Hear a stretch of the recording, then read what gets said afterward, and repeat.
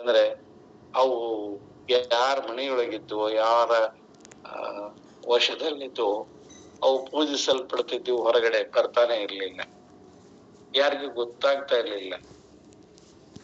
1920 ಹಳಕಟ್ಟಿಯವರು ಯಾವಾಗ ತಮ್ಮ ಪತ್ರಿಕೆಯಲ್ಲಿ ಅದನ್ನ ಪ್ರಕಟ ಮಾಡ್ಲಿಕ್ಕೆ ಶುರು ಮಾಡಿದ್ರು, ಅವತ್ತು ವಚನಗಳ ಒಂದು ಈ ಬೀಗ ಮುದ್ರೆಯನ್ನು ಒಡೆದು ಇಡೀ ಜಗತ್ತಿಗೆ ಕೊಟ್ಟಂತಹ ಪುಣ್ಯಾತ್ಮ. ಅಷ್ಟೊತ್ತಿಗಾಗಲೇ ಆಮೇಲೆ ಅದು ಒಂದು ಸೀಮಿತ ವಲಯಕ್ಕಾಯ್ತು, ಅವು ಹೆಚ್ಚು ಪ್ರಕಟ ಆಗ್ಲಿಲ್ಲ. ಆ ನಂತರ ಅವು ಬೇರೆ ಭಾಷೆಗೆ ಆಗ್ಬೇಕಾಗಿತ್ತು. ಯಾಕಂದ್ರೆ ಕನ್ನಡದ ಕಲಿದೇ ಇದ್ದವ್ರು ಅರ್ಥ ಮಾಡ್ಕೊಳ್ಳೋದು ಕಷ್ಟ. ಆ ಕೆಲಸ ಬಹಳ ಇತ್ತೀಚೆಗೆ ಶುರುವಾಗಿರೋದು, 50ರ ದಶಕದ ಮೇಲೆ ಅದು ಆರಂಭ ಆಗಿರೋದು. ಹೀಗಾಗಿ ಕೆಲವು ವಚನಗಳು ಮೊದಲೇ ಗೊತ್ತಿದ್ರೆ ಅಂಬೇಡ್ಕರ್ ಆ ಸಮಿತಿಯವರಿಗೆ ಇಲ್ಲಿರ್ತಕ್ಕಂಥ ಪ್ರಜಾಸತ್ತಾತ್ಮಕ ಕೆಲವು ಮೌಲ್ಯಗಳನ್ನ ಅವರಲ್ಲಿ ಸೇರಿಸ್ತಿದ್ರು ಏನೋ ಗೊತ್ತಿಲ್ಲ ನಿಜವಾಗಿ ಕೂಡ. ಯಾಕಂದ್ರೆ ಅಲ್ಲಿ ಪ್ರಜಾಪ್ರಭುತ್ವದ ಮೌಲ್ಯಗಳು ಏನಿದಾವ ಅವೆಲ್ಲವೂ ಈ ವಚನ ಸಾಹಿತ್ಯದಲ್ಲಿ ಇರೋದನ್ನ ನಾವು ಕಾಣ್ತೇವೆ. ಅವರು ಶರಣರ ಹೇಳಿದ್ದನ್ನ ಅವರಿಗೆ ತಲುಪಿಸ್ತಕ್ಕಂತ ಕೆಲಸ ಬಹುಶಃ ಆ ಕಾಲದಲ್ಲಿ ಆಗ್ಲಿಲ್ಲ ಅಂತ ಅನಿಸ್ತಾ ಇದೆ. ನಾವು ಮತ್ತೊಮ್ಮೆ ಮಹಾಚೇತನಕ್ಕೆ ನಮ್ಮ ನಮನಗಳನ್ನ ಸಲ್ಲಿಸೋಣ. ಈಗ ನಿನ್ನೆ ಅಲ್ಲಮರ ಮತ್ತು ಸಿದ್ದರಾಮರ ಒಂದು ಸಂವಾದ ಬಂದು ನಿಂತಹ ಒಂದು ಅಂಶ ಅಂದ್ರೆ, ನಾನು ಎಷ್ಟು ಹೇಳಿದ್ರು ಈ ಜಂಗಮ, ಈ ಅಲ್ಲಮ ಗದರಿಸ್ತಾನೆ, ಬೈತಾನೆ, ನಿಂದಿಸ್ತಾನೆ. ಈತ ನನ್ನನ್ನು ನಿಂದಿಸುವುದನ್ನ ಬಿಡುವುದೇ ಇಲ್ಲ. ಎಷ್ಟು ಎಚ್ಚರಿಕೆ ಕೊಟ್ಟರು ಕೂಡ ಜಡಿದು ನುಡಿಯುವುದನ್ನು ಈತನಾದಡೆ ಬಿಡನು ಎನ್ನುತ್ತಲಿ ಸಿದ್ಧರಾಮನು ಗುಡುಗುಡಿಸಿ ಘೂರ್ಮಿಸುತ್ತೆ ಕೋಪಿಸಿ ನೊಸಲ ಕಂದರೆಯೇ ಸಿಡಿಲು ಗಿಡಿಗಳು ಸೂಸೆ ಎಲ್ಲವನ ಅಡಿಗಳೆಡೆಯನ್ನು ಹೊದ್ದಲಮ್ಮದೆ ಸಿಡಿದು ಸೀಕರಿಗರಿಸುತ್ತಿದ್ದವು ಸಕಲ ಜೀವರನು. ಅಂದ್ರೆ ಸಿದ್ದರಾಮ ಶಿವಯೋಗಿಯ ಜೀವನ ಕಥೆಯಲ್ಲಿ ಆತ ಸಿದ್ಧಿಗಳನ್ನ ಪಡೆದಿದ್ದ. ಸಿದ್ಧಿಯಲ್ಲಿ ಹನೆಗನ್ನನ್ನು ಕೂಡ ಆ ನೇತ್ರವನ್ನು ಪಡೆದಿದ್ದ ಅನ್ನೋದು ಬರ್ತದೆ. ಆ ಹನೆಗನ್ನ ಅಂದ್ರೆ ಏನು, ಅದು ಬೆಂಕಿ ಉಗುಳೋದು ಅಂದ್ರೆ ಏನು, ಅದ್ರ ಬಗ್ಗೆ ವಿವರಣೆ ತುಂಬಾ ಇದೆ. ಹನೆಗನ್ನ ಅಂದ್ರೆ ನಮ್ಮ ಮನೆಯೊಳಗೆ ಹಿಂಗೊಂದು ಕಣ್ಣು ಇರ್ತದೆ ಅಂತ ಅರ್ಥ ಅಲ್ಲ. ಅದನ್ನ ಬಹಳ ಸುಂದರವಾಗಿ ನಿನ್ನೆ ನಮ್ಮ ಶಿವಕುಮಾರ್ ಅವರು ಸುಮ್ಮನೆ ಒಂದು ಉಲ್ಲೇಖ ಮಾಡಿದ್ರು. ತಪೋವನದ ಕುಮಾರಸ್ವಾಮಿಗಳು ಅದ್ರ ಬಗ್ಗೆ ಒಂದು ಪುಸ್ತಕನೇ ಬರೆದಿದ್ದಾರೆ. ಯಾಕಂದ್ರೆ ಕೆಲವು ವಿಷಯಗಳು ಹೇಗಿರ್ತವೆ ಅಂದ್ರೆ ನೋಡ್ಲಿಕ್ಕೆ ಪವಾಡಗಳಂತೆ ಕಾಣ್ತಿರ್ತವೆ. ಆ ಪವಾಡಗಳನ್ನು ಒಂದಿಷ್ಟು ಹಿಂದಕ್ಕೆ ಸರಿಸಿದಾಗ ಅಲ್ಲಿ ನಿಜವಾದಂತಹ ಒಂದು ವೈಜ್ಞಾನಿಕ ಅಂಶ ಕಾಣಿಸ್ತದೆ. ಆದ್ರೆ ಅದನ್ನ ಹಿಂದಕ್ಕೆ ಸರಿಸಲಿಕ್ಕೆ ನಮಗೊಂದು ಸಾಧನೆ ಬೇಕಾಗ್ತದೆ. ಆ ಸಾಧನೆ ಸಾಮಾನ್ಯರಿಗೆ ಅರ್ಥ ಆಗದಂತದ್ದಿರ್ತದೆ. ಅಂಥದ್ದನ್ನ ಅರ್ಥ ಮಾಡಿಕೊಳ್ಬೇಕು. ನಾವು ಮಹಾಭಾರತ ಸೀರಿಯಲ್ ನೋಡುವಾಗ ಈಗ ಒಂದು 20 ವರ್ಷದಿಂದ ನೋಡಿದ್ದೀವಿ. ರಾಮಾಯಣ ಸೀರಿಯಲ್ ಒಂದು 30-35 ವರ್ಷದ ಹಿಂದೆ. ಅದಕ್ಕಿಂತ ಮೊದಲು ಪೌರಾಣಿಕ ಸಿನಿಮಾಗಳು. ಯಾರೋ ಒಂದು ಬಾಣ ಹೊಡೆದ್ರೆ ಅಷ್ಟು ದೂರ ಹೋಗಿ ಅಲ್ಲಿ ಒಮ್ಮೆಲೆ ಸ್ಫೋಟಗೊಳ್ಳೋದು, ಮಳೆಯಾಗೋದು, ಬೆಂಕಿ ಉಗುಳೋದು, ಇವೆಲ್ಲವುಗಳನ್ನ ನಾವು ನೋಡ್ತೇವೆ. ಈಗಲೂ ರಾಮಾಯಣ ಸೀರಿಯಲ್ ನೀವು ನೋಡಿದ್ರೆ ಗೊತ್ತಾಗ್ತದೆ ಆ ಯುದ್ಧದ ರಣರಂಗದಲ್ಲಿ. ಅವಾಗ ನಾವು ಇನ್ನೂ ಓದುವಾಗ ಚೇಷ್ಟೆ ಮಾಡ್ತಿದ್ದೀವಿ. ಚೂರು ಈ ವಿಜ್ಞಾನವನ್ನು ಓದ್ತಾ ಹೋದ ಹಾಗೆ 10th SSLC ಬಂದ ಹಾಗೆ ಏನಿದು ಎಲ್ಲ ಸುಳ್ಳ ಇದು ಅನ್ನುವ ಮಾತುಗಳನ್ನು ಕೂಡ ನಾವು ಆಡ್ತಿದ್ದೀವಿ. ತುಂಬಾ ಜನನು ಕೂಡ ಅದನ್ನ ಹೇಳ್ತಾರೆ. ಪುಷ್ಪಕ ವಿಮಾನವನ್ನೇರಿ ರಾವಣ ಕದ್ಕೊಂಡು ಹೋದ, ಏನು ಹುಚ್ಚನಂಗ ಹಿಂಗ್ ಮಾಡಿದ್ರೆ ಹಿಂಗ ಹಾರಿ ಹೋಗ್ತದ. ಈಗ ಅಂಥದ್ದೇ ವಿಮಾನದಲ್ಲಿ ನಾವು ಹಾರಾಡಕತ್ತೀವಿ. ಈಗ ಅಣುಬಾಂಬುಗಳು ಸಿದ್ಧವಾಗಿದ್ದಾವೆ. ನಾವು ಎಲ್ಲೋ ಒಂದ್ ಕಡೆ ಕೂತ್ಕೊಂಡು ಒಂದು ಸ್ವಿಚ್ ಆನ್ ಮಾಡಿದ್ರೆ ನೂರಾರು ಕಿಲೋಮೀಟರ್ ದೂರದಲ್ಲಿ ಹೋಗಿ ಆ ನಿಶ್ಚಿತ ಗುರಿಯನ್ನ ಮುಟ್ಟಿ ಅಲ್ಲಿ ಮಹಾಸ್ಫೋಟ ಆಗೋದನ್ನ ಇವತ್ತು ನಂಬುದೇವಲ್ಲ. ಮತ್ತು ಬಾಣ ಬಿಟ್ಟಾಗ ಅಲ್ಲಿ ಹೋಗಿ ಸ್ಫೋಟ ಆಗೋದನ್ನ ಯಾಕೆ ನಂಬೋದಿಲ್ಲ? ಅವರಿಗೂ ಆ ವಿದ್ಯೆ ಗೊತ್ತಿತ್ತು ಕಾಣಿಸ್ತದ. ಅದಕ್ಕೆ ಅವರು ಮಂತ್ರಗ ಅಸ್ತ್ರ ಅಂತ ಹೆಸರಿಟ್ರು. ಯಾಕಂದ್ರೆ ಅಂಥದ್ದೇ ಇವತ್ತು ನಾವು ಇಲ್ಲಿ ಕುಂತ್ಕೊಂಡ್ ಮಾಡಾಕತ್ತೀವಲ್ಲ, ಅದು ಸುಳ್ಳು ಅಂದ್ರೆ ಇದನ್ನು ಸುಳ್ಳು ಅಂತ ಹೇಳ್ಬೇಕಾಗ್ತದೆ ನಾವಿವತ್ತು. ಅದಕ್ಕಾಗಿ ವಿಜ್ಞಾನ ಅದನ್ನು ಕೂಡ ನಾವು ಸಂಶೋಧನೆಗೆ ಒಳಪಡಿಸಿದ್ರೆ ಮಾತ್ರ ಸಾಧ್ಯ ಆಗ್ತದೆ. ಬಹಳ ದೂರ ಏಕೆ 3ನೇ ಆಂಗ್ಲೋ ಮೈಸೂರು ಯುದ್ಧದಲ್ಲಿ ಟಿಪ್ಪು ಸುಲ್ತಾನ್ ಇಂಥದೇ ಈ ಫಿರಂಗಿಗಳನ್ನ ಬಳಸ್ತಾನೆ. ಎಲ್ಲೋ ಹುಲ್ಲಿನ ಅಡಿಯಲ್ಲಿ ಕುಳಿತುಕೊಂಡು ಇಂತಹ ಮಾರಕವಾದ ಬಾಣಗಳನ್ನ, ಅಸ್ತ್ರಗಳನ್ನ ಸ್ಫೋಟಿಸ್ತಾನೆ. ಆದರೆ ಆ ಬ್ರಿಟಿಷ್ ನಿರೀಕ್ಷಿತ ಪ್ರಮಾಣದಲ್ಲಿ ಸ್ಫೋಟಗೊಳ್ಳೋದಿಲ್ಲ. ಅವು ಅದೊಂದು ಬಹಳಷ್ಟು ಅವು ನಡುವೆನೆ ಆಗಿಬಿಡ್ತವೆ. ಅದರ ಉಲ್ಲೇಖ ಬರ್ತದೆ. ಒಂದು ವೇಳೆ ಅದು ಯಶಸ್ವಿಯಾಗಿದ್ರೆ ಬಹುಶಃ ಬ್ರಿಟಿಷರನ್ನ ಸೋಲಿಸ್ತಿದ್ನ ಏನೋ ಗೊತ್ತಿಲ್ಲ. ಅದು ಅಪಾರ ಪ್ರಮಾಣದಲ್ಲಿ ಸ್ಫೋಟ ಆಗ್ಲಿಲ್ಲ. ಅದನ್ನ ನೀವು the sword of Tipu Sultan ಸೀರಿಯಲ್ದಲ್ಲಿ ಕೂಡ ಅದರ ಒಂದು ಝಲಕ್ ಕಾಣಬಹುದು. ಅದಕ್ಕೆ ದಾಖಲೆಗಳಿದಾವೆ, ಉಲ್ಲೇಖಗಳಿದಾವೆ. ಅದಕ್ಕೆ ಒಂದು ತಂಡವನ್ನೇ ಆತ ರಚಿಸಿರ್ತಾನೆ. ಬಾಣದ ಆಕಾರದಲ್ಲಿ ಅದು ಸುಯಿ ಅಂತ ಹೋಗ್ತದ. ಹೋಗಿ ಎಲ್ಲಿ ಬೀಳ್ತದೋ ಅಲ್ಲಿ ಸ್ಫೋಟಗೊಳ್ಳಬೇಕು, ಅಲ್ಲಿ ಒಂದು ಚದುರು ಪ್ರದೇಶವನ್ನ ಸುಡಬೇಕು ಅಂತ. ಆದ್ರೆ ಆಗೋದಿಲ್ಲ. ಅದು ವಿಫಲ ಆಗ್ತಿರ್ತವೆ. ಎಲ್ಲೋ ಅಲ್ಲೊಂದು ಇಲ್ಲೊಂದು ಆಗ್ತಿರ್ತವೆ. ಹೀಗಾಗಿ ಈ ಎಲ್ಲದರ ಹಿಂದೆನೂ ಕೂಡ ಇದು ನಮಗೆ ಪವಾಡ ಅನಿಸ್ತದ. ಖಂಡಿತ ಅದು ಪವಾಡ ಅಂತ ತಿಳ್ಕೊಳ್ಬಾರ್ದು. ಅದ್ರ ಹಿಂದೆ ಏನೋ ಇದೆ. ಆ ಒಂದು ಶಕ್ತಿ, ಅವರು ಶಕ್ತಿಯನ್ನ, ಈ ನಿಸರ್ಗದ ಶಕ್ತಿಯನ್ನ ತಮ್ಮ ರೀತಿಯಲ್ಲಿ ಬಳಸಿದ್ರು. ಇವತ್ತು ನಾವು ಅದನ್ನ ಯಾವ ರೀತಿಯಲ್ಲಿ ಬಳಸ್ತಾ ಇದ್ದೇವೆ? ನಿಜವಾಗಿ ಕೂಡ ಇವತ್ತು ನಮ್ಮ ವಿಜ್ಞಾನ ಪವಾಡಗಳನ್ನೇ ಒಂದೊಂದು ನೋಡಿಬಿಟ್ರು ಒಂದೊಂದು ಪವಾಡಗಳೇ ಕಾಣಿಸ್ತದೆ. ಬಹಳ ಚಿಕ್ಕ ಉದಾಹರಣೆಯಲ್ಲಿ ನಮ್ಮ ಮೂತ್ರಕೋಶದಲ್ಲಿ ಕಲ್ಲಾಗಿದ್ರೆ ಅದನ್ನ ಈ ಎಕ್ಸ್ರೇ ಕಿರಣಗಳಿಂದ ಅದನ್ನು ಶೂಟ್ ಮಾಡಿ ಅದನ್ನ ಪುಡಿಗೊಳಿಸಿ ಮೂತ್ರನಾಳದ ಮೂಲಕ ಆ ಕಲ್ಮಶವನ್ನು ಹೊರಗೆ ಹಾಕೋದು ಸುಮಾರು 20-25 ವರ್ಷಗಳಿಂದ ನಡ್ಕೊಂಡು ಬಂದಿದೆ. ಇವತ್ತು ಆಪರೇಷನ್ನೇ ಇಲ್ಲ. ಆ ಶೂಟ್ ಮಾಡಿದಾಗ ನಿಮಗ ಗಾಯನೂ ಆಗೋದಿಲ್ಲ. ಮೇಲಿನ ಚರ್ಮಕ್ಕೆ ಗಾಯ ಇಲ್ಲ, ಒಳಗಿನ ಮೂತ್ರಕೋಶಕ್ಕೆ ಗಾಯ ಇಲ್ಲ, ಏನೂ ಇಲ್ಲ. ನೇರವಾಗಿ ಅದನ್ನು ಶೂಟ್ ಮಾಡುದು. ಇದು ಪವಾಡ ಅಲ್ಲೇನು? ಮತ್ತಿದನ್ನ ನಂಬೇಕೇನು? ನಾವು ಮೊದಲ ಈ ದೂರದರ್ಶನ ಕರ್ನಾಟಕಕ್ಕೆ ಬಂದಾಗ ನಾವು ಮನೆಗೆ ಹಚ್ಚಿ ನಾವು ಕ್ರಿಕೆಟ್ ನೋಡತಕ್ಕಂತ ಸಂದರ್ಭ ಇವತ್ತಂತೂ ಕಾಮನ್ ಆಗಿದೆ.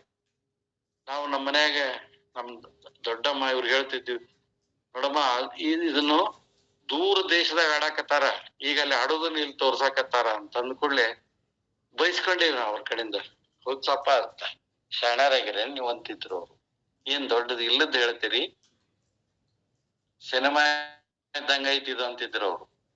ಲೈವ್ ನೋಡ್ತೀವಲ್ಲ ಇವತ್ತು, ಅಲ್ಲೊಂದು ಬಾಲ್ ಹೊಡಿತಾನಂದ್ರೆ ಇಲ್ಲಿ ನೋಡ್ತೀವಿ. ಇದು ಪವಾಡ ಅಲ್ಲೇನು? ಪವಾಡ ಯಾಕಲ್ಲ ಅಂದ್ರೆ ಇದು ಏನು ಅನ್ನೋದನ್ನ ಪ್ರಾತ್ಯಕ್ಷಿಕೆ ಮಾಡಿ ತೋರಿಸ್ತಾರೆ.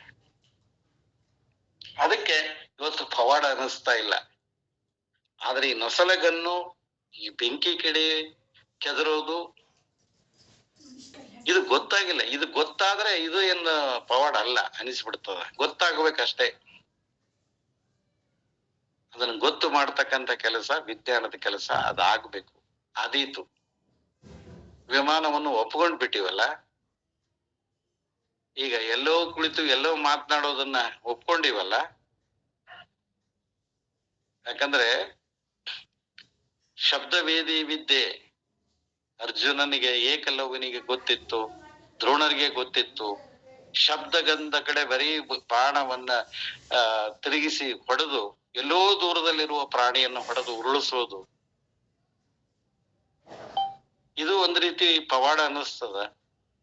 ಆದ್ರೆ ಇವತ್ತು ನಾವು ಭಾರತದ ಒಂದು ಮೂಲೆಯೊಳಗೆ ಕೂತ್ಕೊಂಡು ಪಾಕಿಸ್ತಾನದ್ದು ಬೇರೆ ದೇಶದ ಒಂದು ಮೂಲೆಯನ್ನ ಗುರಿಯಾಗಿಸಿ ಒಂದು ಬಟನ್ ಸ್ವಿಚ್ ಆನ್ ಮಾಡಿಬಿಟ್ರೆ ಕರೆಕ್ಟ್ ಆಗಿ ಅಲ್ಲೇ ಹೋಗಿ ಅದು ಸ್ಫೋಟ ಆಗ್ತದಲ್ಲ. ಶಬ್ದವೇದಿ ವಿದ್ಯೆನೆ. ಅದಕ್ಕೆ ನಾವು ಪವಾಡ ಅಂತ ಒಮ್ಮೆ ಸಾರಾಸಗಟಾಗಿ ಹಾಸ್ಯ ಮಾಡಿ ನೂಕೋದಲ್ಲ. ಅದರ ಹಿಂದೆ ಒಂದು ಸತ್ಯ ಇದೆ. ವೈಭವೀಕರಣ ನಮ್ಮವರು ಮಾಡಿದ್ದಾರೆ. ಆ ವೈಭವೀಕರಣದ ಹಿಂದೆ ಒಂಚೂರು ಸರಿಸಿ ಬಿಟ್ರೆ ಅದ್ಭುತವಾದಂತಹ ಒಂದು ದೃಶ್ಯ ನಮ್ಮ ಕಣ್ಮುಂದೆ ಕಾಣ್ತಾ ಇದೆ. ಅದಕ್ಕಾಗಿ ನಾವಿದನ್ನೆಲ್ಲ ಮನಸ್ಸದ. ಹೌದಲ್ಲ, ಕವಿ ಈ ರೀತಿ ಹೇಳ್ತಾನೆ ಎಂದಾಗ ಕವಿ ಗೊತ್ತಿತ್ತೇನೋ? ಗೊತ್ತೇ. ಕವಿಯ ದರ್ಶನ ಅದು.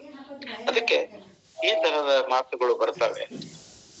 ಇದನ್ನ ಸಿದ್ಧಿ ಮಾಡಿಕೊಂಡವರು ಕೂಡ ಇರ್ತಾರೆ ಅನ್ನೋದು ಕೂಡ ನಾವು ಕಂಡಿದ್ದೇವೆ. ಈಗಲೂ ಇದ್ದಾರೆ, ತೋರಿಸಬಹುದು. ಅವರು ಹೇಳ್ಕೊಳ್ಳೋದಿಲ್ಲ, ಪ್ರಸಿದ್ಧಿಗೆ ಬರೋದಿಲ್ಲ. ಅದಕ್ಕೆ ಈ ರೀತಿ ಮಾಡಿದ ಮೇಲೆ ಅಲ್ಲಿ ಕವಿ ಒಂದು ಮಾತು ಹೇಳ್ತಾನೆ. ಮಾಡಿಕೊಂಡನು ಪರಮ ಪುರುಷನ ಕೂಡೆ ತೋಟಿಯ ಸಿದ್ದರಾಮನು ಮೂಢತನದಲ್ಲಿ ಹವನ ನರಿಯದೆ ಶಿವ ಮಹಾದೇವ ನೋಡೆ ಬಡವನ ಕೋಪ ಅವಡಿಗೆ ಕೇಳತವಲು ತನ್ನ ಪುರವನೇ ಕೂಡೆ ಸುಡುತ್ತಿದೆ ಕಿಚ್ಚುಗನ್ನಿಂದ. ಅದು ಅಲ್ಲಮನ ಪಾದ ಸ್ಪರ್ಶ ಮಾಡ್ಲಾರದೇ ಎಲ್ಲ ಕಡೆ ಸುಡ್ತಾ ಇತ್ತು ಅನ್ನೋದು ಒಂದು ಕಾಲ್ಪನಿಕವಾದ ರಂಜನೀಯ ದೃಶ್ಯವನ್ನ ಅಲ್ಲಿ ಕೊಡ್ತಾನೆ. ಆ ದೃಶ್ಯವನ್ನ ಸರಿಸಿ ತತ್ವವನ್ನು ಮಾತ್ರ ನಾವು ಗಟ್ಟಿಯಾಗಿ ಹಿಡ್ಕೊಳ್ಬೇಕೆ ವಿನಃ ಇದು ರಂಜನೀಯತೆಗೆ ಅನ್ನೋದನ್ನ ಅರ್ಥ ಮಾಡ್ಕೊಳ್ಬೇಕು. ಕಡಲನು ಅತಿ ಮಥನವನು ಮಾಡಲು ಸುಡುತ್ತೆ ಬಹ ಹಾಲಾಹಲಗ್ನಿಯ ಕಡುಹ ನಿಲ್ಲಿಸಿ ಜಗಂಗಳನ್ನು ರಕ್ಷಿಸಿದ ಶಿವನಂತೆ ತೊಳೆದನಾಗಳೆ ನೊಸಲ ಕಣ್ಣಿನ ಕಿಡಿಯನು ಎಲ್ಲರನ್ನು ಉಳುಹಿದನು ತನ್ನಡಿಯ ಕೃಪೆಯಿಂದ ಅಲ್ಲಮ ಪ್ರಭುರಾಯ ನಿಮಿಷದಲ್ಲಿ. ಆ ಬೆಂಕಿಯ ಅನಾಹುತವನ್ನ ಅಲ್ಲಮ ಪ್ರಭುದೇವರು ಶಮನಗೊಳಿಸ್ತಾರೆ, ನಂದಿಸ್ತಾರೆ ಅಂತ ಬರ್ತದೆ. ಯಾಕೆ ಹೇಗೆ ಬರ್ತದ? ಅದಕ್ಕೊಂದು ಪೌರಾಣಿಕ ಉದಾಹರಣೆ ಕೊಡ್ತಾರೆ. ಕಡಲನು ಅತಿ ಮಥನವನು ಮಾಡಲು ಸುಡುತ್ತೆ. ಈ ಮೇರು ಪರ್ವತವನ್ನ ಕಡಗೋಲನ್ನಾಗಿ ಮಾಡಿ, ಈ ಆದಿಶೇಷನನ್ನ ಹಗ್ಗವನ್ನಾಗಿ ಮಾಡಿ, ಒಂದು ಕಡೆ ದೇವತೆಗಳು ಮತ್ತೊಂದು ಕಡೆಗೆ ದಾನವರು ಕೂಡಿ ಅದನ್ನ ಸಮುದ್ರವನ್ನ ಮಥನ ಮಾಡಿದರಂತೆ. ಯಾವುದಕ್ಕಾಗಿ? ಅಮೃತಕ್ಕಾಗಿ. ಆ ಮಥನ ಮಾಡಿದಾಗ ಮೊದಲು ಬಂದಿದ್ದೆ ಹಾಲಾಹಲ, ವಿಷ ಬಂತು ಅಂತ ಕಥೆಯೊಳಗೆ ಬರ್ತದೆ. ಅದಕ್ಕೆ ಕಡಲನು ಅತಿ ಮಥನವನ್ನು ಮಾಡಲು ಸುಡುತ್ತೆ ಬಹ ಹಾಲಾಹಲಾಗ್ನಿಯ. ಆ ಒಂದು ಹಾಲಾಹಲ, ಆ ವಿಷ ಅದು ಸುಡ್ತಾ ಬಂತು ಅಲ್ಲ, ಅದನ್ನ ನಿಲ್ಲಿಸೋದು, ಅದನ್ನ ತಡೆಯೋದು ಯಾರು? ಕಡುಹ ನಿಲ್ಲಿಸಿ ಅದರ ಆ ಹಾಲಾಹಲಾಗ್ನಿಯ ಸೊಕ್ಕು, ಅದರ ದರ್ಪ, ಅದನ್ನ ನಿಲ್ಲಿಸಿ ಜಗಂಗಳನ್ನು ರಕ್ಷಿಸಿದ ಶಿವನಂತೆ. ಆ ಶಿವ ಅದನ್ನ ಹಾಲಾಹಲವನ್ನ ಎತ್ತಿ ಕುಡ್ದ ಅಂತ ಬರ್ತದ. ಅದನ್ನೆಲ್ಲ ಅಪೋಷಣೆ ಮಾಡ್ಕೊಂಡ. ಆ ಜಗತ್ತು ಸುಡುವ ಹಾಲಾಹಲವ ಈ ಶಿವನನ್ನ ಸುಡುತ್ತದ ಅಂತ ತಿಳಿದುಕೊಂಡು ಆತನ ಪತ್ನಿ ಪಾರ್ವತಿ ಆತನ ಕಂಠದಲ್ಲಿ ಅದನ್ನ ಇಳಿಯಲಾರದೆ ನಿಲ್ಲಿಸಿದ್ಲು. ಅದೆಲ್ಲ ನೀಲಿ ಆಯ್ತು. ಅದು ನೀಲಕಂಠ ಅನ್ನೋ ಹೆಸರು ಬಂತು ಅಂತ ಒಂದು ಪೌರಾಣಿಕ ಒಂದು ಕಥೆ ಇದು. ಈ ಕಥೆಯನ್ನ ನಾವು ಹೊರಗೆಲೆಗೆ ಹಚ್ಚುವ ಹಾಗೇನೆ ಇಲ್ಲ, ಹಾಗೆ ಬರ್ತದೆ. ಅದಕ್ಕೆ ನಾವು ಕುವೆಂಪು ಅವರ ಒಂದು ಮಾತನ್ನ ನೆನ್ಪಿಟ್ಕೊಳ್ಬೇಕು ಯಾವಾಗ್ಲೂ ಕೂಡ. ಪದೇ ಪದೇ ಅದು ಎಚ್ಚರಿಸುವ ಮಾತು. ಕೊಲ್ಲುವ ಬಿಲ್ಲು ಬಾಣ ಬತ್ತಳಿಕೆಯನ್ನು ಅಲ್ಲೇ ಇಟ್ಟು ಬಾ, ಶಿಲೆಯಲ್ಲವಿದು ಕಲೆಯ ಬಲೆಯು. ನೀನು ಇಲ್ಲಿ ಬರಬೇಕಾದ್ರೆ, ವಾಚನ ಮಾಡ್ಬೇಕಾದ್ರೆ, ಇದನ್ನು ಓದಬೇಕಾದ್ರೆ, ಇದನ್ನ ನೋಡ್ಬೇಕಾದ್ರೆ ಅವೆಲ್ಲವುಗಳನ್ನ ಅಲ್ಲಿ ತೆಗೆದಿಟ್ಟು ಪರಿಶುದ್ಧ ಮನದಿಂದ ಬಂದ್ರೆ ಇಲ್ಲಿ ಹೇಳುವುದೆಲ್ಲ ಅರ್ಥ ಆಗತ್ತೆ ಅಂತ ತಮ್ಮ ಮಹಾಕಾವ್ಯದ ಆರಂಭದಲ್ಲಿ ಬರೀತಾರೆ ಕುವೆಂಪು. ಹಾಗೇನೆ ಇಲ್ಲಿ ಕೂಡ ಇಂಥವುಗಳನ್ನ ಬಿಡಬೇಕು. ನಾನು ಅದೀಗ ರಾಮಾಯಣ 86-87ನೇ ಸಾಲಿನಲ್ಲಿ ಬಹುಶಃ ಅದು ಬಂದಿತ್ತು. ನಾನು ಅದೀಗ ಉಪನ್ಯಾಸಕನಾಗಿ ಸೇರಿದ್ದೆ. ರಾಮಾಯಣದ ಒಂದು ಕಥಾಭಾಗ ಇತ್ತು. ಒಬ್ಬ ವಿದ್ಯಾರ್ಥಿ ಪ್ರಶ್ನೆ ಮಾಡ್ತಾನೆ. ಆಗ ಸರ್ 14 ವರ್ಷ ವನವಾಸಕ್ಕೆ ಹೋದ್ರು. ಅವ ಸೀರಿಯಲ್ ನೋಡ್ತಾ ಇದ್ದ. 14 ವರ್ಷ ವನವಾಸಕ್ಕೆ ಹೋದ್ರು, 14 ವರ್ಷ ಇದ್ರು. ಸರ್ ಪ್ರತಿದಿನ ನೋಡಿದ್ರೆ ರಾಮ ಮತ್ತು ಲಕ್ಷ್ಮಣ ನೀಟಾಗಿ ಸೇವ್ ಮಾಡ್ಕೊಂಡು ಎಷ್ಟು ಚಂದ ಇದ್ರು. ಆ ಕಾಡ್ನ್ಯಾಗ ಅವ್ರ ಸೇವಿಂಗ್ ಯಾವ ಮಾಡ್ತಿದ್ದ, ಅಜಾಮತಿ ಯಾವ ಮಾಡ್ತಿದ್ದ ಅಂತ ಪ್ರಶ್ನೆ ಕೇಳಿದ. ದಿಗಿಲ್ ಅಂದ್ರೆ ದಿಗಿಲು.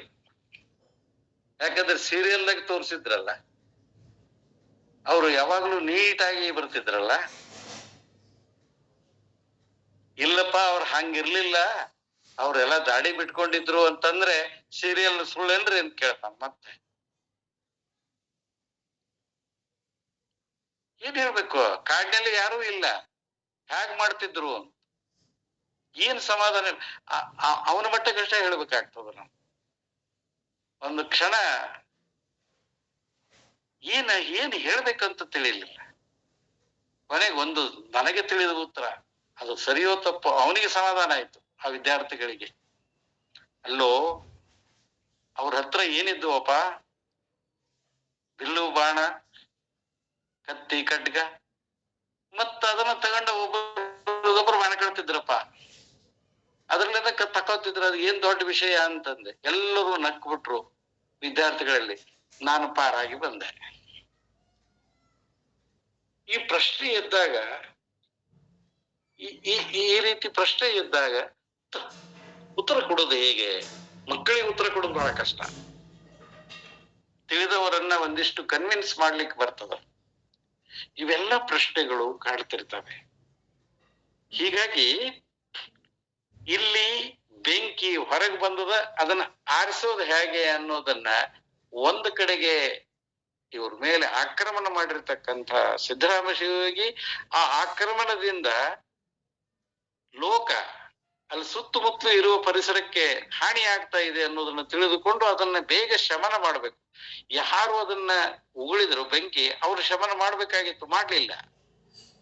ತಕ್ಷಣ ಈ ಅಲ್ಲಮ ಪ್ರಭುಗಳು ಅದನ್ನ ಮಾಡಿದ್ರು ಅನ್ನೋದು. ಅದಕ್ಕೆ ಉದಾಹರಣೆಯನ್ನ ಕವಿ ಕೊಡ್ತಾನೆ. ಹಲಾಹಲ ಎದ್ದಾಗ, ವಿಷ ಬಂದಾಗ ಆ ಶಿವ ಹೇಗೆ ಅದನ್ನ ಕುಡಿದು ಶಮನ ಮಾಡಿದನೋ, ಜಗಂಗಳನ್ನು ರಕ್ಷಿಸಿದ ಶಿವನಂತೆ ತೊಡೆದ ನಾಗಳೆ ನೊಸಲ ಕಣ್ಣಿನ ಕಿಡಿಯನು ಎಲ್ಲರನ್ನು ಉಳುಹಿದನು ತನ್ನಡಿಯ ಕೃಪೆಯಿಂದ ಅಲ್ಲಮ ಪ್ರಭುರಾಯ ನಿಮಿಷದಲ್ಲಿ.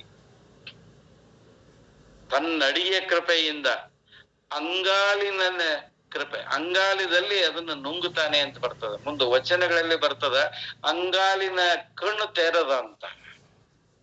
ಅಂಗಾಲಿನಲ್ಲಿ ಕಣ್ಣು ತೆರೆದು ಅದನ್ನ ಶಮನ ಮಾಡಿದ ಅಂತ ಬರ್ತದೆ. ಶಿರೋಭಾಗದಲ್ಲಿರ್ತಕ್ಕಂತಹ ಆ ಬೆಂಕಿಯನ್ನ ಅಥವಾ ಅಸ್ತ್ರವನ್ನ ಅಥವಾ ಇವನ ಮೇಲೆ ಪ್ರಯೋಗಿಸಲ್ಪಟ್ಟಂತಹ ಆ ಒಂದು ಆಯುಧವನ್ನ ತನ್ನ ಯಕಸ್ಥಿತ ಅಂಗಾಲಿನಿಂದ ಶಮನ ಮಾಡಿದ. ಇದು ವಚನದಲ್ಲಿ ಕೂಡ, ಅಲ್ಲಮ ಪ್ರಭುವಿನ ವಚನದಲ್ಲಿ ಕೂಡ ಇದು ಇದೆ.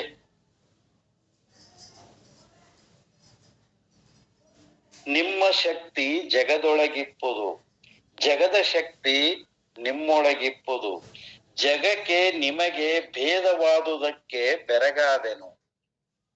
ಪ್ರಭು ಹೇಳೋ ಮಾತೇನು? ನಿಮ್ಮ ಶಕ್ತಿ ಜಗದೊಳಗಿಪ್ಪದು, ಜಗದ ಶಕ್ತಿ ನಿಮ್ಮೊಳಗಿಪ್ಪದು.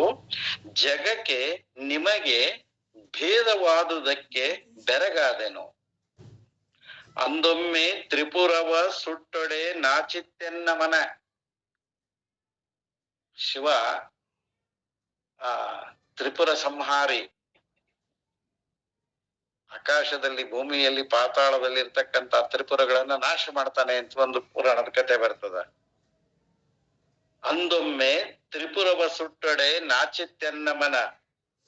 ಕಾಮನನ್ನು ಉರುಹಿ ಕಾಮ ಹರನೆನಿಸಿಕೊಂಡಡೆ ನಿನ್ನ ಅಹಂಕಾರವ ನೋಡಿ ಹೇಸಿತ್ತೆನ್ನ ಮನ. ಇಲ್ಲಿ ನಾವು ಶೈವ ಶಿವ ಇವೆಲ್ಲ ಶಿವಪುರಾಣದಲ್ಲಿ ಬರುವ ಕಥೆಗಳು ಇವೆಲ್ಲ. ಕಾಮದಹನದ ಕಥೆ ಇದೆ, ಅಲ್ಲಿ ತ್ರಿಪುರ ಸಂಹಾರದ ಕಥೆ ಇದೆ. ಈ ಕಥೆಗಳನ್ನ ಇಟ್ಕೊಂಡು ಅಲ್ಲಮ ಪ್ರಭುಗಳು ಲೇವಡಿ ಮಾಡ್ತಾರೆ. ಅಂದೊಮ್ಮೆ ತ್ರಿಪುರವ ಸುಟ್ಟೊಡೆ ನಾಚಿತೆನ್ನ ಮನ. ಕಾಮನನ್ನು ಉರುಹಿ ಕಾಮಹರ ನೆನೆಸಿಕೊಂಡಡೆ, ಅವನನ್ನು ಸುಟ್ಟು ಕಾಮಹರ ಎನಿಸಿಕೊಂಡಡೆ ನಿನ್ನ ಅಹಂಕಾರವ ನೋಡಿ ಹೇಸಿತ್ತೆನ್ನ ಮನ. ಕಾಲನ್ನು ಸುಟ್ಟು ಬೊಟ್ಟನಿಟ್ಟಡೆ ಎನಗೆ ನಗೆಗಡೆಯಾಯಿತು ನಿಮ್ಮ ಘನ ಗುಹೇಶ್ವರ. ನೀ ಮುನಿದು ನೊಸಲ ಕನ್ನ ತೆಗೆದಡೆ ಎನ್ನ ಅಂಗಾಲ ಅಡಗಿತ್ತಯ್ಯ ನಿಮ್ಮ ಕೋಪ. ಇಲ್ಲಿ 2-3 ಷಟ್ಪದಿಗಳಲ್ಲಿ ಬಂದ ವಿವರಗಳು ಅಲ್ಲಮರ 1 ವಚನಗಳಲ್ಲಿ ಬರ್ತದೆ. ಅಲ್ಲಿ ಹಾಲ ಕುಡಿದ ಘಟನೆ ಇದೆ, ಇಲ್ಲಿ ತ್ರಿಪುರ ಸಂಹಾರಿ ಘಟನೆ ಇದೆ, ಕಾಮಹರಣ ಘಟನೆ ಇದೆ. ಅವರು ಏನ್ ಮಾಡಕ್ ಹೋಗಿದ್ರಲ್ಲ ಹಂಗ ನೀನು ಮಾಡಿದೆಲ್ಲಪ್ಪ. ನೀ ಮುರಿದು ನೊಸಲ ಕನ್ನ ತೆಗೆದಡೆ ಎನ್ನ ಅಂಗಾಲದೋಳ್ ಅಡಗಿತ್ತಯ್ಯ ನಿಮ್ಮ ಕೋಪ. ಇಷ್ಟು ಸಾಕಾಗಿತ್ತು ಅನ್ಸುತ್ತೆ ಸಿದ್ದರಾಮರಿಗೆ. ಯಾಕಂದ್ರೆ ನನ್ನ ಕೋಪವನ್ನು ತಕ್ಷಣದಲ್ಲಿ ಆ ಕೋಪದ ಕಿಡಿಗಳನ್ನ ಈ ರೀತಿ ತೊಳೆದು ಎಲ್ಲರನ್ನು ಕಾಪಾಡಿಬಿಟ್ಟಲ್ಲ ಇವನು. ನನಗೆ ತಿರುಗಿ ಏನೂ ಉತ್ತರ ಕೊಡ್ಲಿಲ್ಲ, ನನಗೆ ನನ್ನ ಮೇಲೆ ಆಕ್ರಮಣ ಮಾಡ್ಲಿಲ್ಲ. ಹೀಗಾಗಿ ಅದು ಅವನ ಮೇಲೆ ಪರಿಣಾಮ ಬೀರ್ಬೇಕು. ಅದಕ್ಕೆ ಏನಾಯ್ತು ಅಂತ ಮುಂದ್ ಬರೀತಾನ. ಪರಿಸರ ಏನಾಯ್ತು? ಕಲ್ಲ ತಾಗಿದ ಬಿಟ್ಟೆ ಎಂದದಲ್ಲೆಲ್ಲ ಮುರಿದವು ನೊಸಲಗಣ್ಣಿನ ದಳ್ಳುರಿಯ ನಾಲಿಗೆಗಳು ಒಯ್ಯನೆ ಹುಟ್ಟಿದೆಡೆಗಾಗಿ ಬಳ್ಳಿ ಮರಣನು ಹಬ್ಬು ಒಂದದೆ ನಿಲ್ಲದೆ ಅಡರಲು ಬಳಿಕ ತನ್ನಲ್ಲಿ ಸಿಡಿಮಿಡಿ ಹೋಗುತ್ತಿದ್ದನು ಸಿದ್ದರಾಮಯ್ಯ. ತನ್ನಲ್ಲೇ ತನಗೆ ಮತ್ತೆ ಸಿಡಿಮಿಡಿಗೊಳ್ತಾನೆ. ಏನಿದು, ನಾನು ಏನೇನು ಬೈದೆ, ನಾನು ಏನೋ ಅವನ ಮೇಲೆ ಪ್ರಯೋಗ ಮಾಡಿದೆ, ಏನೂ ಆಗಲೇ ಇಲ್ಲ ಅಂತೇಳಿ ಹೇಳ್ತಾರಲ್ಲ, ಪರಿಚಿಕೊಳ್ಳುವ ಸ್ಥಿತಿ ಬರ್ತದ. ತನ್ನಲ್ಲೇ ತನ್ನಲ್ಲಿ ಸಿಡಿಬಿಡಿ ಹೋಗುತ್ತಿರಿದನು ಸಿದ್ದರಾಮಯ್ಯ. ಕಲ್ಲು ತಾಗಿದ ಮಿಟ್ಟೆ ಎಂದದಲ್ಲೆಲ್ಲ ಮುರಿದವು ನೊಸಲಗಣ್ಣಿನ ದಳ್ಳುರಿ. ಕಲ್ಲು ತಾಗಿ ಮಣ್ಣಿನ ಹೆಂಟೆಗಳು ಹೇಗೆ ಪುಡಿ ಪುಡಿಯಾಗಿ ಹೋದವೋ, ಈ ಹಣೆಗಣ್ಣಿನ ದಟ್ಟವಾದ ಉರಿಯ ನಾಲಿಗೆಗಳು ವ್ಯಾಪಿಸಿದ್ವಲ್ಲ, ಅವೆಲ್ಲ ಅಲ್ಲಲ್ಲೇ ಮುರಿದು ಬಿದ್ದವು, ಅವು ನಾಶವಾದವು, ಶಾಂತವಾದವು ಅಂತ ಹೇಳ್ತಾನೆ. ಕಲ್ಲ ತಾಗಿದ ಮಿಟ್ಟೆ ಎಂದದಲ್ಲೆಲ್ಲ ಮುರಿದವು ನೊಸಲಗಣ್ಣಿನ ದಳ್ಳುರಿಯ ನಾಲಿಗೆಗಳು ಒಯ್ಯನೆ ಹುಟ್ಟಿದ ಎಡೆಗಾಗಿ. ಅವು ಎಲ್ಲಿ ಹುಟ್ಟಿದ್ವೋ ಅಲ್ಲಿಗೆ ಮರಳಿದುವು ಅಂತ, ಹಿಂದಿರುಗಿದವು. ಬಳ್ಳಿ ಮರವನ್ನ ಹಬ್ಬುವಂತೆ ಅವು ಬಿಡದೆ ಹಬ್ಬಲು. ಅವು ಬಳ್ಳಿ ಮರನನ್ನು ಹಬ್ಬುವಂದದೆ ನಿಲ್ಲದೆ ಅಡರಲು. ಅಡರು ಅಂದ್ರೆ ಹತ್ತು, ಆ ಮರವನ್ನು ಹತ್ತುವಂತೆ ಅಡರಲು ಬಳಿಕ ತನ್ನಲ್ಲಿ ಸಿಡಿಮಿಡಿ ಹೋಗುತ್ತಿದ್ದನು ಸಿದ್ದರಾಮಯ್ಯ. ಬೆಂಕಿ ಅಲ್ಲಿ ಆರಿತು, ಆ ಮರಕ್ಕೆ ಒಂದು ಬಳ್ಳಿ ಸುತ್ತಾಕೊಂಡು ಮೇಲೆ ಹತ್ತುವ ಹಾಗೆ ಆ ಆರಿದ ಬೆಂಕಿಯ ಪರಿಣಾಮ ಇವನಲ್ಲಿ ಬೆಂಕಿ ಹಚ್ಚಿದಂಗೆ. ಏನಂದ್ರೆ ಇವನು ಕೋಪದಲ್ಲಿ ಸಿಡಿಮಿಡಿಗೊಳ್ಳಕ್ ಶುರು ಮಾಡ್ತಾನೆ. ಇವನಲ್ಲಿ ಆವರಿಸಿ ಬಿಡ್ತದು. ಬಳ್ಳಿ ಮರ ಅಂದ್ರೆ ಇಲ್ಲಿ ಸಿದ್ಧರಾಮ, ಬಳ್ಳಿ ಅಂದ್ರೆ ಅಲ್ಲಿ ಆರಿರ್ತಕ್ಕಂಥ ಬೆಂಕಿ. ಅದನ್ನ ಹೋಲಿಸಿ ಕವಿ ಅಲ್ಲಿ ಹೇಳ್ತಾ ಇದ್ದಾನೆ, ಬಳ್ಳಿ ಮರನನ್ನು ಹಬ್ಬುವಂದದಿ ನಿಲ್ಲದೆ ಅಡರಲು ಹತ್ತುವುದು, ಅವು ಸುತ್ತಾಕೊಂಡು ಬಳಿಕ ತನ್ನಲ್ಲಿ ಸಿಡಿಮಿಡಿ ಹೋಗುತ್ತಿದ್ದನು ಸಿದ್ದರಾಮಯ್ಯ. ಆ ಕೋಪ ಅಲ್ಲಿ ಶಮನ ಆಯ್ತು, ಇವನಲ್ಲಿ ಕೋಪ ಇನ್ನೂ ಹೆಚ್ಚಾಗ್ತಾ ಇದೆ. ಸಿಡಿಮಿಡಿಗೊಳ್ತಾನೆ. ಏನ್ ಮಾಡ್ಬೇಕು ಅನ್ನೋದು ತಿಳಿದೆ ಒಂದು ರೀತಿ ಗೊಂದಲಕ್ಕೊಳಗಾಗ್ತಾನೆ. ನೊಸಲ ಕನ್ನನು ತೋರುವವರಿಗೆ ವಿಷಮತರದ ಅಂಗಾಲ ಕನ್ನನು ಪಸರಿಸುವರುಂಟು ಅಕಟ ಮರುಳೆ ನಿನ್ನ ಹವನೇನು. ಸಸಿನೆ ಮಾನ್ ಇನ್ನಾದೊಡೆಯು ಗರ್ವಿಸುವ ಬುದ್ಧಿ ಎನ್ನುತ್ತ ಮಿಗೆ ಬೋಧಿಸಿದನ ಒಲವಿಂದ ಅಲ್ಲಮ ಪ್ರಭು ಸಿದ್ದರಾಮಂಗೆ. ಸಿದ್ದರಾಮನನ್ನ ಎಷ್ಟು ಪ್ರೀತಿಯಿಂದ ಮಾತಾಡಿಸ್ತಾನೆ ಅಲ್ಲಮ ಅಂತಂದ್ರೆ, ಒಲವಿಂದೆ ಅಲ್ಲಮ ಪ್ರಭು ಬೋಧಿಸಿದನು ಸಿದ್ದರಾಮಂಗೆ. ಅವನನ್ನ ಈ ರೀತಿ ಮಾತನಾಡಿಸ್ತಾನೆ.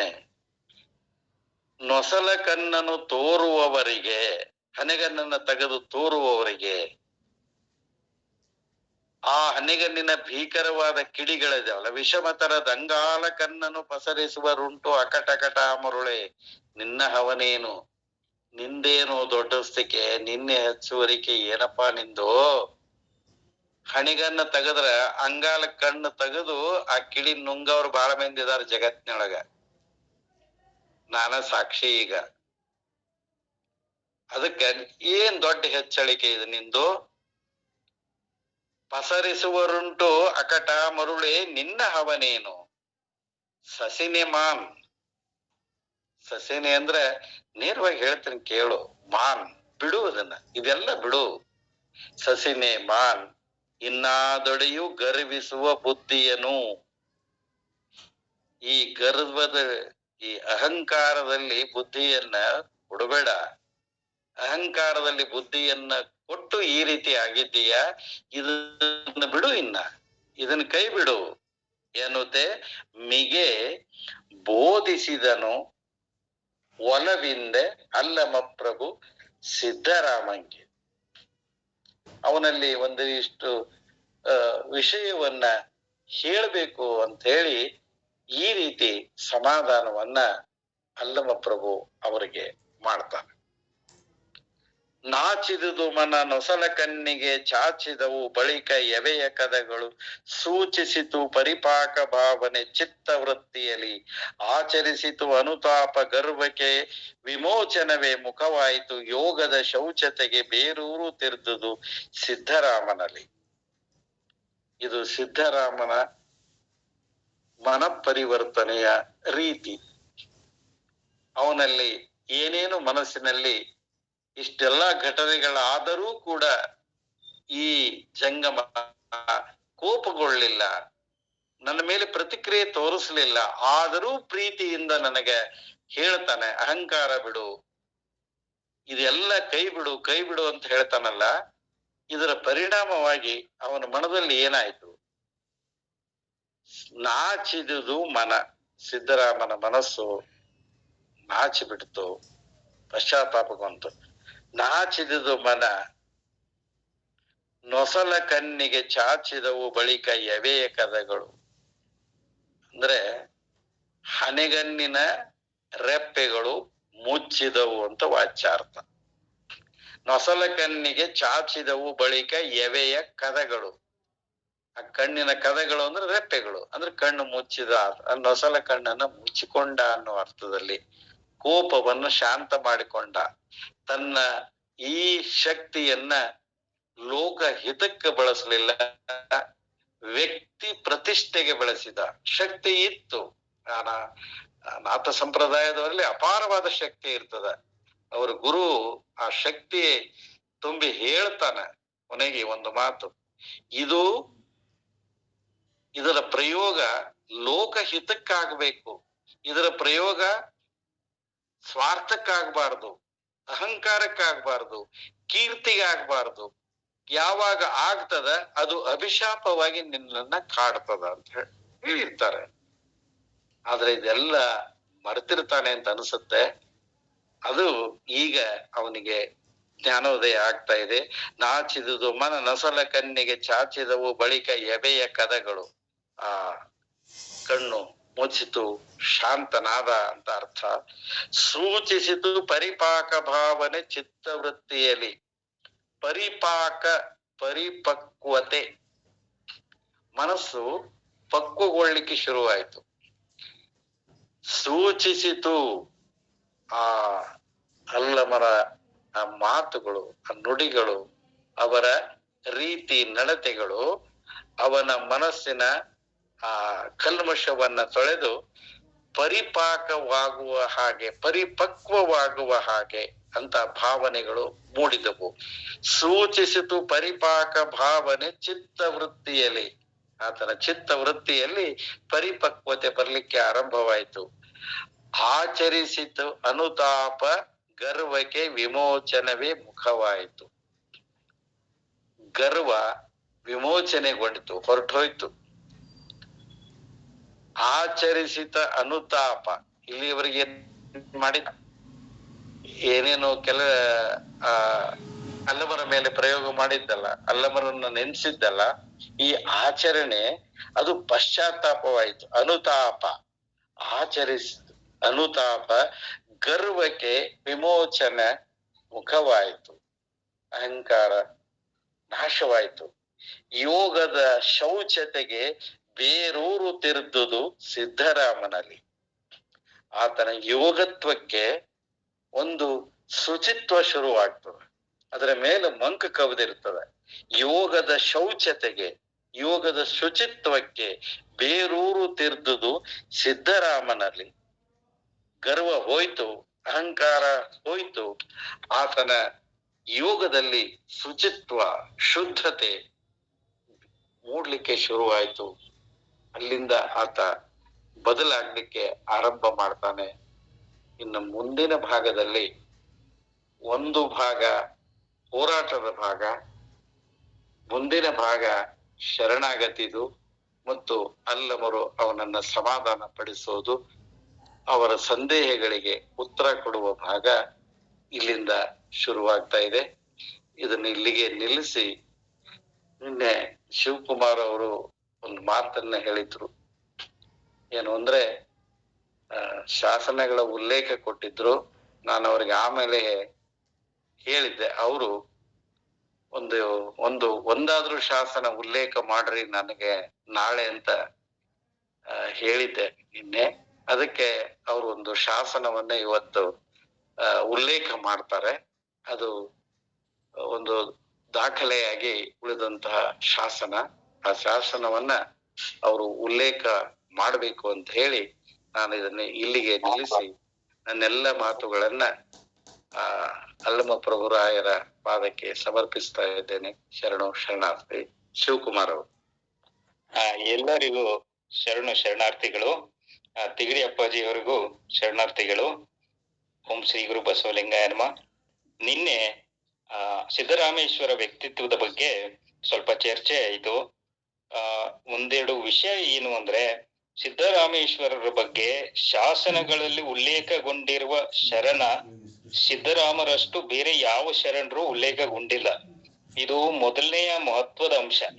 ಅನೇಕ ಶಾಸನಗಳಲ್ಲಿ ಶರಣರ ಹೆಸರುಗಳು ಬಂದಿದ್ದಾವೆ, ಆದ್ರೆ ಸುಮಾರು 28 ಶಾಸನಗಳಲ್ಲಿ, ಇನ್ನೂ ಹೆಚ್ಚು ಇದಾವೆ ಅಂತ ಇತ್ತೀಚಿನ ಸಂಶೋಧನೆ, ಸುಮಾರು 28 ಶಾಸನಗಳಲ್ಲಿ ಸಿದ್ದರಾಮೇಶ್ವರರ ಬರೀ ಹೆಸರಷ್ಟೇ ಅಲ್ಲ, ಅವರ ವಚನವೂ ಸಹಿತ ಉಲ್ಲೇಖ ಆಗಿದೆ. ಶಾಸನಗಳಲ್ಲಿ ವಚನ ಉಲ್ಲೇಖ ಆಗಿರೋದು ಕೇವಲ 2 ವಚನಕಾರರು, ಅದು ಸಿದ್ದರಾಮೇಶ್ವರರು ಮತ್ತು ಯಡಿಯೂರು ಸಿದ್ದಲಿಂಗೇಶ್ವರರು. ಇನ್ನೂ ಹೆಚ್ಚಿನ ಸಂಶೋಧನೆ ಆಗ್ಬೇಕಾಗಿದೆ. ಇದು ಯಾಕೆ ಹೇಳ್ತಾ ಇದ್ದೇನೆ ಅಂದ್ರೆ, ಸಿದ್ದರಾಮೇಶ್ವರ ವ್ಯಕ್ತಿತ್ವ ಅಂತದಿತ್ತು. ಇನ್ನೂ ಇದಕ್ಕಿಂತ ಹೆಚ್ಚಿನ ಶಾಸನದ ವಿಶೇಷ ಏನಂದ್ರೆ, ಎಲ್ಲಾ ಶಾಸನಗಳಲ್ಲಿ ಮೊದಲು ಮಹಾರಾಜನ ವರ್ಣನೆ ಬಿರುದುಗಳು ಬಂದು, ನಂತರ ಸಾಮಂತನ ಬಿರುದುಗಳು ಬಂದು, ನಂತರ ಆ ಊರಿನ ದೇವಸ್ಥಾನದ ಆಚಾರ್ಯರ ಉಲ್ಲೇಖ ಬಂದು, ನಂತರ ವ್ಯಕ್ತಿಗಳ ಉಲ್ಲೇಖ ಬರುತ್ತೆ. ಆದ್ರೆ ಈ ಸಿದ್ದರಾಮೇಶ್ವರಿಗೆ ಸಂಬಂಧಪಟ್ಟ ಶಾಸನಗಳಲ್ಲಿ ನೀವು ಗಮನಿಸಬಹುದು ಏನು ಅಂದ್ರೆ ಯಾದವರ ಶಾಸನಗಳು ಮಹಾರಾಜರ ಉಲ್ಲೇಖ ಸಿದ್ದರಾಮೇಶ್ವರ ವಚನಗಳ ನಂತರ ಬರುತ್ತೆ. ಶಾಸನದ ಮೊದಲಿಗೆ ಬರೋದು ಸಿದ್ದರಾಮೇಶ್ವರದ್ದು, ಆಮೇಲೆ ಬರೋದು ಯಾದವ ಸಿಂಗಣ್ಣನ ಮಹಾರಾಜರ ಬಿರುದುಗಳು ವರ್ಣನೆ ಬರುತ್ತೆ. ಇದು ವಚನಕಾರರ ಮತ್ತು ಶರಣರ, ಮುಖ್ಯವಾಗಿ ಸಿದ್ದರಾಮೇಶ್ವರ ವ್ಯಕ್ತಿತ್ವದ ಹಿರಿಮೆ ಅಂತ ಹೇಳ್ಬೋದು. ಇಲ್ಲಿ ಬಿಜಾಪುರ ಜಿಲ್ಲೆ ಮುದ್ದೇಬಿಹಾಳ ತಾಲೂಕಿನ ಪಡೇಕನೂರು ಶಾಸನ, 28 ಶಾಸನಗಳಲ್ಲಿ ಇದು ಒಂದು ಶಾಸನ. ಕ್ರಿಸ್ತಶಕ 1257ನೇ ಇಸ್ವಿಯ ಶಾಸನ. ಇದರಲ್ಲಿ ಎಲ್ಲಾ 28 ಶಾಸನಗಳಲ್ಲಿ ಸಿದ್ದರಾಮೇಶ್ವರರ ಒಂದೇ ವಚನ ಉಲ್ಲೇಖ ಆಗಿದೆ. ಅದು ತುಂಬಾ ವಿಶೇಷವಾಗಿರೋ ವಚನ. ಜಸ್ಟ್ ಈಗ ಸಮಯದ ಅಭಾವ ಇರೋದ್ರಿಂದ ಜಸ್ಟ್ ಓದಿ ಬಿಡ್ತೇನೆ ಅದನ್ನ. ಓಂ ಶಾಸನದಲ್ಲೇ ಇರೋದಿದು. ಓಂ ಜಯ ಪರಮೇಶ್ವರ ಪರಮಾತ್ಮ ಈಶ್ವರ ನುರ್ವಿ ಪರ್ವಿ ಅಡಂಗಿ ಕೊಂಡಿರ್ಪನೆ ಒಬ್ಬನಿಗೆ ಆಗಿ ಯೋಗಿಗಳ ಮನದ ಕೊನೆಯ ಜ್ಯೋತೀಶ್ವರನು ವೃಷಭನ ರೂಪಾಗಿ ಯಜಮಾನನು ಆಚಾರ್ಯನು ತಾನೇ ಆಗಿ ಯೋಗಾದಿ ಸಂಪನ್ನ ಕಳೆಯಂಗಳೆಲ್ಲವಂ ಸಂಪಾದಿಸಿ ಯೋಗ ರಮಣೀಯ ಕ್ಷೇತ್ರಮನೆ ಸ್ಥಳವಿಟ್ಟು ಸಲಾಕೆವಿಡಿದು ಅಭಿನವ ಶ್ರೀಶೈಲವನೆ ಮಾಡಿ ಕಪಿಲ ಸಿದ್ಧ ಮಲ್ಲಿಕಾರ್ಜುನ ದೇವನನೇ ನೆಲೆಸಿ ನಿಂದು ಪುಣ್ಯ ಪಾಪಂಗಳಂ ಬರಂ ಪೇಳ್ದು ಬೆಸಂ ಪೇಳುತ್ತಿರಲು ಏನ್ ಬೆಸಂ ದೇವ ಎನ್ನುತ್ತಿರಲು ಈ ಸ್ಥಾನದಲ್ಲೂ ಮಾನ್ಯವಾಗಿದ್ದ ಊರುಗಳಂ ಭೂಮಿಗಳಂ ಧನಂಗಳಂ ಈ ಲಿಂಗಕ್ಕೆ ಹಸ್ತೋದಕವಂ ಮಾಡಿ ಕೊಟ್ಟುದಂ ಮನಂ ಪೇಸದೆ ಕಳೆದುಕೊಂಡೆನೆಂಬಾತನ ಆತನ ಮಾತೆಯ ಪಿತೃಗಳೆಲ್ಲವಂ 77 ಕೋಟಿ ವರ್ಷಂಬರಂ ಪುಳುಗುಂಡುದ ನರಕದೊಳಗಿಕ್ಕಿ ನೀನಾಹುತಿಗೊಳ್ಳುತ್ತಿರು ಗಂಡ ಎಲೆ ಪಾಪವೇ ಈ ದೇವನ ಭೂಮಿ ದನಕ್ಕ ನಂಜುವೆನೆಂದು ಪಂದೆಯ ಪಾವಡರ್ದಂತೆ ಮನಂ ಬೆದರಿ ಪಡವಟ್ಟನಂ ಬೇಗ ಶೀಘ್ರಂ ಕೊಂಡು ಬಾ ಕಂಡ ಎಲೆ ಪುಣ್ಯವೇ ಕವಿಳಾಸಕ್ಕೆ ಇಂತೆರಡರ ಬೆಂಗೆ ಪುಣ್ಯ ಪಾಪಂಗಳು ಪಾರ್ದುಕೊಂಡು ಒಯ್ಯುವುದು ತಪ್ಪದು ದಿಟ ದಿಟ ಸತ್ಯಂ ಗಂಡಿರೇ ಎಂಬ ಆಜ್ಞಾವಚನ ನಿಯಾಮದಿಂ ರಚಿಸಿದ. ಇನ್ನು ಮುಂದೆ ಸಿದ್ದರಾಮೇಶ್ವರ ಬಿರುದುಗಳು ಬರ್ತವೆ, ದಯವಿಟ್ಟು ಗಮನಿಸಿ. ಅನಾದಿ ಸಿದ್ಧನುಂ ಜಗತ್ ಪ್ರಸಿದ್ಧನುಂ ಅಣಿಮ ಗರಿಮ ಲಘಿಮ ಮಹಿಮ ಪ್ರಾಚ್ಯ ಪ್ರಾಕಾವ್ಯ ಈಶತ್ವ ವಶಿತ್ವ ಅಷ್ಟಮಾದಿ ಗುಣೈಶ್ವರ್ಯ ಸಂಪನ್ನನುಂ ಬೇಳ್ವ ಭಕ್ತ ಜನ ಮನೋನ್ನತ ಕಳಾ ಪ್ರಸನ್ನನುಂ ಕರಣಂ ವಿಶುದ್ಧ ಹರಣಂ ವೈನಿ ಅಂದ್ರೆ ಬೆಂಕಿ, ವೈನಿರ್ವಿನಾ ಜ್ವಳನುಂ ಅಂದ್ರೆ ಬೆಂಕಿ ಇಲ್ಲದೆ ಸುಡುವವನು ಅಂತ, ನಾಡಿ ಬಾಳನುಂ ನಾದ ಬಿಂದು ಧನಿನಂ ದೇಹಸ್ಯ ಸಂಕ್ರಾಮಣಂ ಆತ್ಮಜ್ಯೋತಿ ನಿದರ್ಶನ ಸ್ವಚ್ಛಂದ ಮೃತ್ಯುಂಜಯ ದಶಪ್ರತ್ಯಯ ಪ್ರಬುದ್ಧನು. ನೋಡಿ, ದಶಪ್ರತ್ಯಯ ಅನ್ನೋದು ನಾಥಸಿದ್ಧ ಪರಂಪರೆಯಲ್ಲಿ ಬರುವ ಒಂದು ವ್ಯಕ್ತಿ ವಿಶೇಷಣ. ದಶ ಪ್ರತ್ಯಯ ಪ್ರಬುದ್ಧನಂ ಸಿದ್ಧಕುಲ ವಾರಿವರ್ಧನಂ. ಸಿದ್ಧಕುಲ ಅಂದ್ರೆ ನಾಥಸಿದ್ಧ ಪರಂಪರೆ ಇರುವಂತ ಶಾಸನ ಸ್ಪಷ್ಟವಾಗಿ ಹೇಳುತ್ತೆ. ಸಿದ್ಧಕುಲ ವಾರ್ಧಿವರ್ಧನ ಸುಧಾಕರನು ಲೋಕಕ್ಕೆಲ್ಲವಂ ಏಕಾಕಾರಮಂ ಮಾಳ್ಪನೆಂಬ ಶುದ್ಧ ಬಾಣಮಂ. ಇಲ್ಲಿ ಸ್ವಲ್ಪ ತ್ರುಟಿತ ಒಂದು ಶಾಸನದಲ್ಲಿ ಹಾನಿ ಇದೆ, ಒಂದು ಲೈನು. ರಾಮ ಅಂದ್ರೆ ಸಿದ್ದರಾಮ. ಉದ್ದಾಳನು ಕ್ರೋಧ ವಿಧ್ವಂಸಕನು ಭವ ಅರಿಗ ಮೂಳೋತ್ಪಾಟನಗೆ ಶತ್ರುಗಳನ್ನ ಸರ್ವನಾಶ ಮಾಡುವನು. ಅನಿರ್ಮೂಲ ಛೇದನು ಕೆದರೂಡೆ, ಇಲ್ಲಿ ಶಾಸನ ಹಾನಿಯಾಗಿದೆ. ರಣನುಂ ಮಾಬ್ಬರಿಯದಂ ಆರ್ಯನುಂ ನೆಲೆಸಿ ಸ್ವರ್ಗ ಮರ್ತ್ಯ ಪಾತಾಳ ಲೋಕ್ಯವಂ ಪಾವನ ಮಾಡಿ ಪರಮಾರಾಧ್ಯನುಂ ವೇದ ವೇದಾಂತ ಭೇಷಜ್ಯ ಸಂಸ್ಥೆಯ ಸಮತಾ ಗುಣಮಂ ಸಾಂಖ್ಯಂ ತಥಂ ಬೌದ್ಧ ಸುಧಾತ್ಮತೆಯುಂ ಜೈನ ಅಜೀತಾಪಂ ಧರ್ಮವುಮಂ ಚಾರ್ವಾಕಾದಿ ಅಷ್ಟೋಪನ್ಯಾಸಮಂ ಮೀಮಾಂಸಕ ಕವಿಚಾರ ಚಾತುರ್ಯಮಂ ಪುದುಂಗೊಳಿಸಿ ರೂಪಮಂ ನಿಯಾಮಿಸಿ ಐಕ್ಯಮಂ ತನ್ನ ಸುತರ್ಗೆ ಪೆಸರಿಟ್ಟ ಲೋಕೈಕನಾಥನೆನಿಪ ಸಿದ್ಧೇಂದ್ರ ಚಕ್ರವರ್ತಿ ಶ್ರೀರಾಮನಾಥ ದೇವ ವಿರಚಿತ ಕ್ಷೇತ್ರ ಪ್ರತಿಪಾಳಕ. ನೋಡಿ, ಇದು ಶಾಸನದಲ್ಲಿ 58 ಸಾಲು ಇದೆ. ಶಾಸನದ ಒಟ್ಟು ಸಾಲು 86. ಆ 86ರಲ್ಲಿ 58 ಸಾಲುಗಳು ಬರೀ ಸಿದ್ದರಾಮೇಶ್ವರ ಬಗ್ಗೆನೇ ಇರೋದು. ಇದು ಮುಗಿದ ಮೇಲೆ ಯಾದವ ಸಿಂಗಣ್ಣನ ಹೆಸರು ಬರೋದು. ಇದು ಸಿದ್ದರಾಮೇಶ್ವರರ ವ್ಯಕ್ತಿತ್ವದ ಬಗ್ಗೆ ಇರುವಂತ ಅತಿ ದೊಡ್ಡ ಶಾಸನ ಇದು. ಆಮೇಲೆ ಶಾಸನದಲ್ಲಿ ವಚನದ ಉಲ್ಲೇಖ ಇದೆ. ವಚನ ಅನ್ನೋ ಶಬ್ದವನ್ನು ಸಹಿತ ಪ್ರತಿ ಶಾಸನದಲ್ಲೂ ಬಳಸಿದ್ದಾರೆ. ಇದು ಸಿದ್ದರಾಮನಾಥರ ವಚನ, ರಾಮನಾಥ ದೇವರ ವಚನ, ರಾಮಯ್ಯನವರು ವಚ ಈ ತರ ಎಲ್ಲಾ ಶಾಸನಗಳಲ್ಲೂ ಬರುತ್ತೆ. ಇದು ತಮಗೆ ಮಾಹಿತಿ ಇರಲಿ ಅಂತ ಹೇಳಿದೆ. ಧನ್ಯವಾದಗಳು. ಶರಣು ಶರಣಾರ್ಥಿ. ಧನ್ಯವಾದಗಳ್ರಿ ಶಿವಕುಮಾರ್ ಪೌಟ್ಯಾಣ್ಣವ್ರ. ಶಿಲಾಶಾಸನವನ್ನ ಓದಿನೂ ಹೇಳಿದ್ರಿ, ಅದು ಎಲ್ಲದ ಅನ್ನೋದು ಹೇಳಿದ್ರಿ, ಮತ್ತ ಓದಿನೂ ಹೇಳಿದ್ರಿ. ಅದ್ಭುತ. ಈಗ ಕಲ್ಲಪ್ಪ ಹೆಗಡ್ಯಾಳ ಅಪ್ಪಾಜಿ ಅವ್ರ ಮಾತಾಡ್ರಿ.